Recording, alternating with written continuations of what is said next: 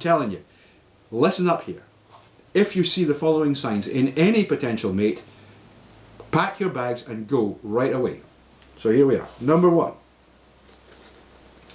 She will make frantic efforts to avoid real or imagined abandonment.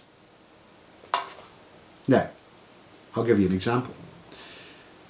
I'm thinking of a girl, I had met her. A few days later, I had already planned to make a road trip. I was going to go and visit another part of the country. I was going to travel around. I had no plans to take her. We weren't actually in a relationship. We hadn't got together at that stage. We had dated a few times. We had ended up in bed. You know, it's the way it happens. We'll come to that. I went on a trip to see a friend. There was an explosion. Constant text messages, abuse, threats of all kinds, including personal violence, but also an attempt to get me thrown out of the country, which was just ridiculous, you know. Fortunately, the person I was visiting, who's a friend still, a good friend, is also trans, and she was like, this person's insane.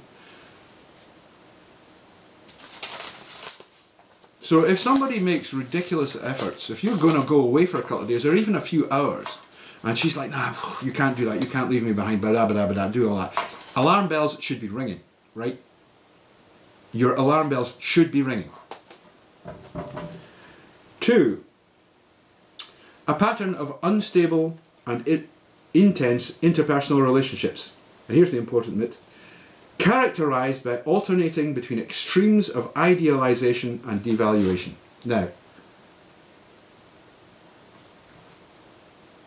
if you're seeking relationships with trans women, you may find that they haven't actually had that many relationships because the pool of men who will date them is not that big. Those who have had a lot of relationships tend to be prostitutes, you know. But if she's not a prostitute, it's quite possible that she will have relative inexperience. She won't have a history that you could check back with. But look at what's being said here. Idealization and devaluation. If she alternates between putting you right up on a pedestal and saying you're the most wonderful man I ever met, and grinding you down and saying what a piece of shit you are, you know, and being horrible to you and just being really unpleasant, perhaps several times a day, that's your second alarm bell, chum. It should be ringing hard. Let's go. Identity disturbance. Markedly and persistently unstable self-image or self-sense. If the trans woman you're talking to suggests that, oh, I think I might just cut off my hair and go and work in a mall, or I might turn back into a boy because it's easier to get work. Be careful. It's not because she's not committed to herself as a woman. That's not the issue here. It's because it's a tell for borderline. And borderline is something you do not want to be involved with, okay? I mean, many trans women in many parts of the world, they find it really difficult to live as women and to get work as women, so I don't blame them. But there's a difference between, I'm going to have to hide the fact that I'm a trans woman, and I'm just going to turn back into a guy. Follow? Now, impulsivity in at least 2 areas that are potentially self-damaging. For example, spending, sex, substance abuse, reckless driving, binge eating. If your putative amour is showing signs of any of this, again, you're going to have to be careful. If she has a history of self-harm, watch it. Sex, I have to say that if she jumps into bed with you the afternoon you meet her,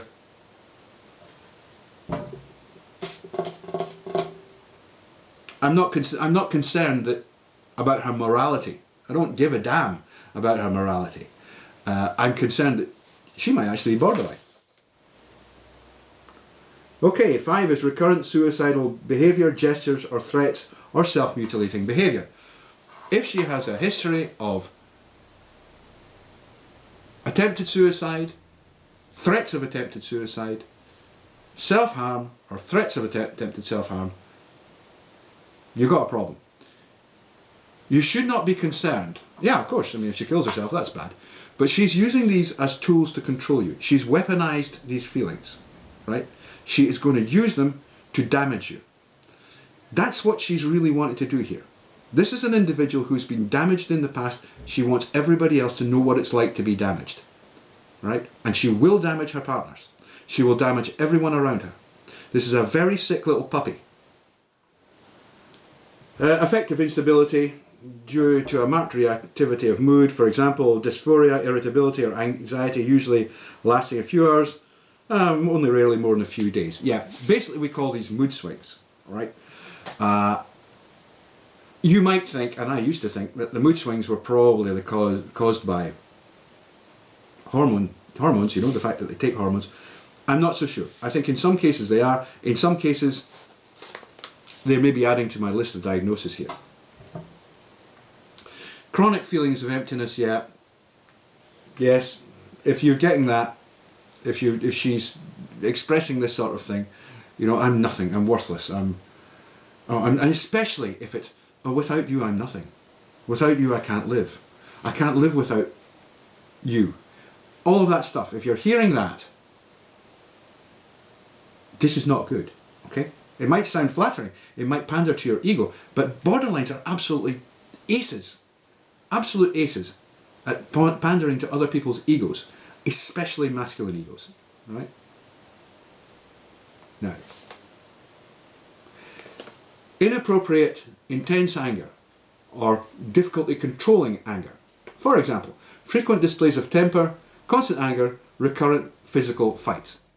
And if you are involved with someone who resorts to anger episodes or to physical violence on a regular basis, get her out of your life.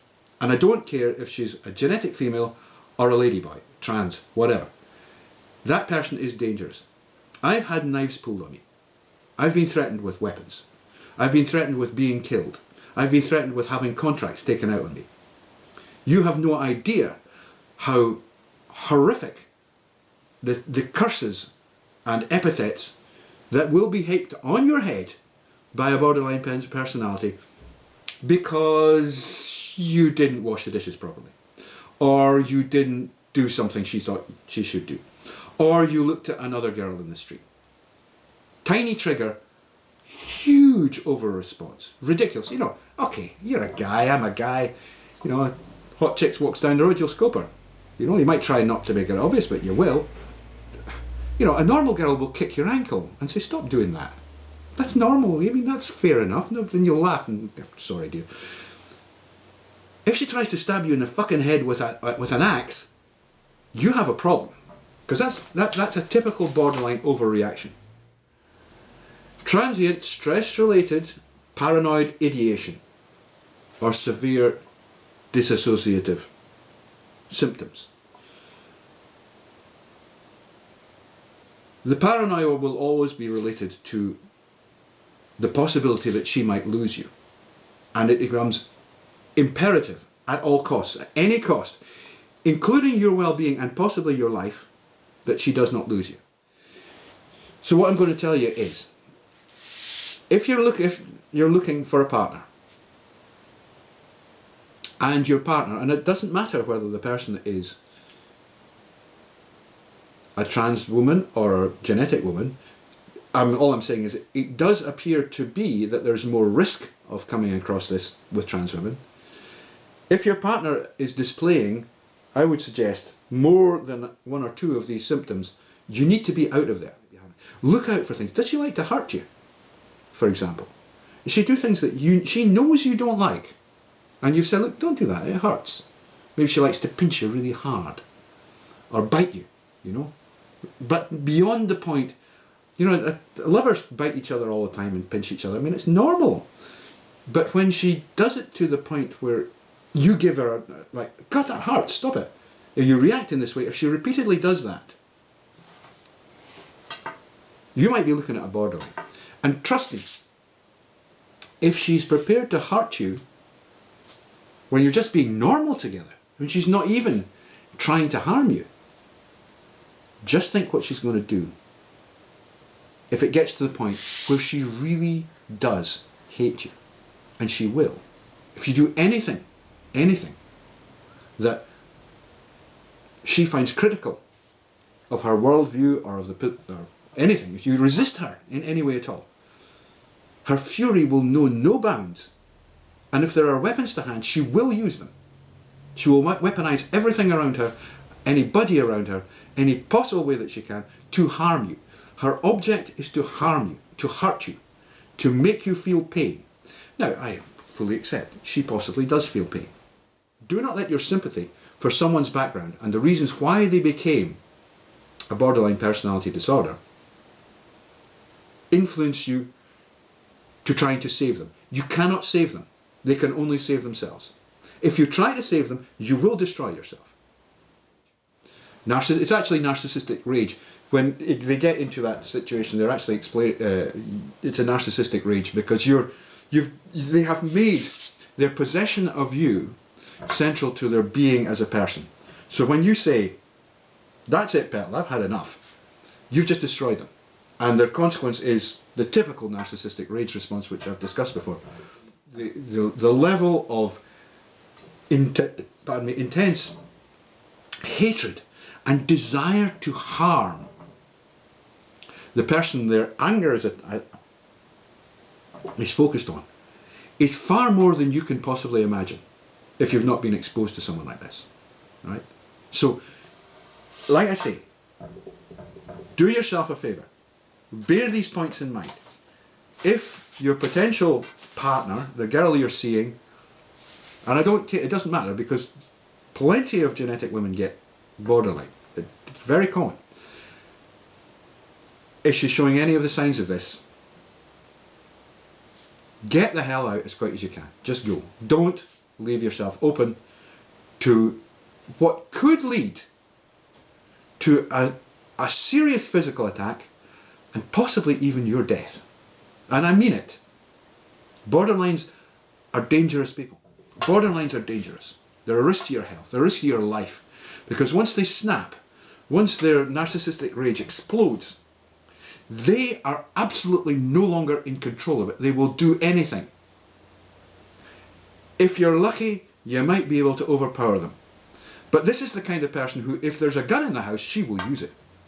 If there's a knife in the house, she will use it. She will grab it. She'll go straight for the knife. You know? It's simple as that. She'll just go for the knife. She'll go get a weapon, right? Ready to attack. She's not defending herself. It's not about self-defense against a great big guy who's never harmed her in his or her life. It's about threatening you. It's about forcing you to comply. It's about establishing her authority over you. Establishing her possession of you. Do not be a fool. If you're involved with a person like this, get the fuck out. Just get out. It will not end well.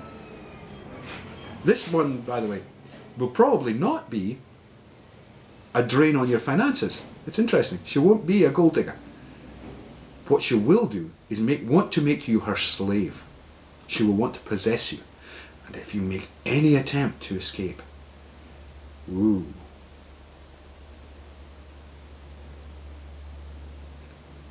Make sure you have your escape route. Do not get involved with people like this.